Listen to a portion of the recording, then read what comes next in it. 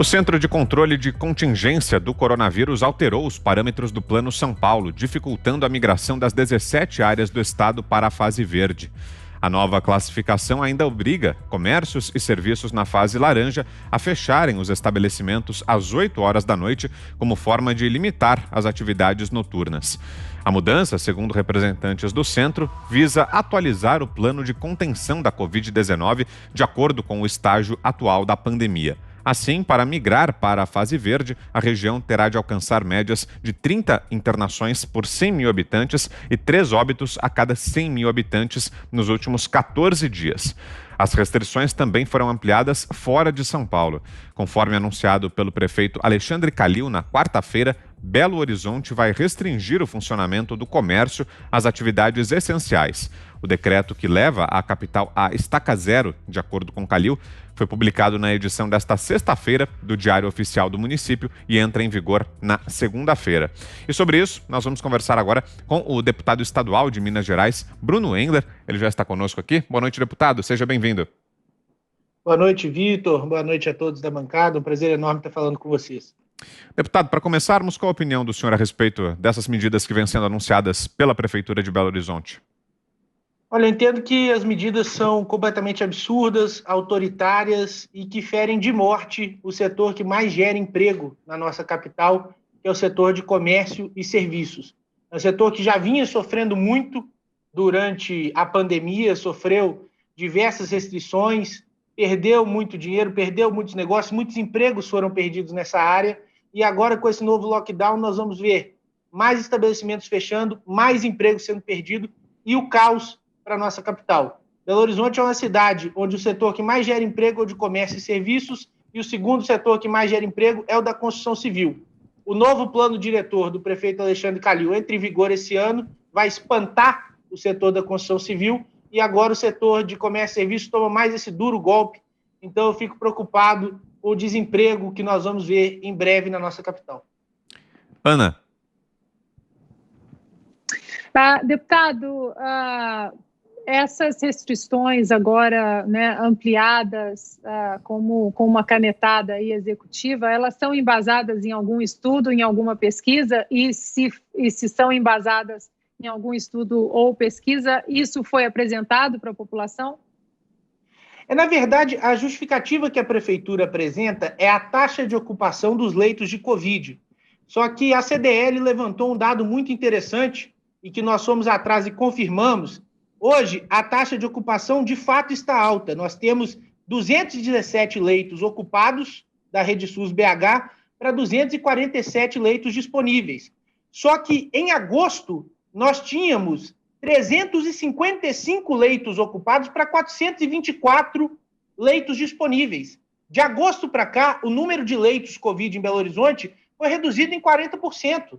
A Prefeitura, além de não ampliar o número de leitos, não criar uma estrutura de saúde para lidar com a pandemia, reduziu. Se não tivesse feito nada, era melhor. Nós diminuímos o número de leitos. Então, se a gente tivesse os mesmos 424 leitos que nós tínhamos em agosto, a taxa de ocupação estaria em 51% e não precisaria fechar a cidade.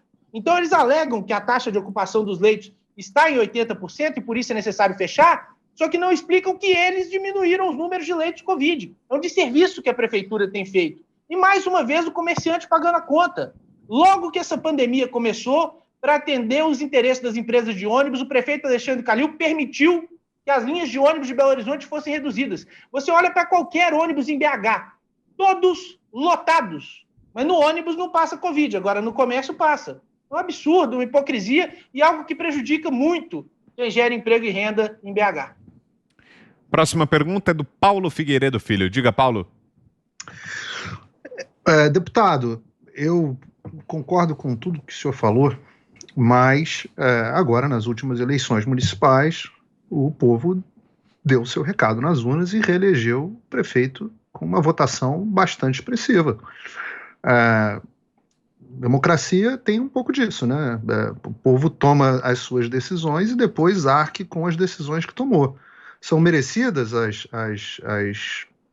essas consequências para o povo de Belo Horizonte? Olha, eu disputei essa última eleição municipal, fui derrotado, o prefeito de fato ganhou, conseguiu o apoio da maioria da população, mas ele ganhou o cargo de prefeito de BH, não de dono de BH.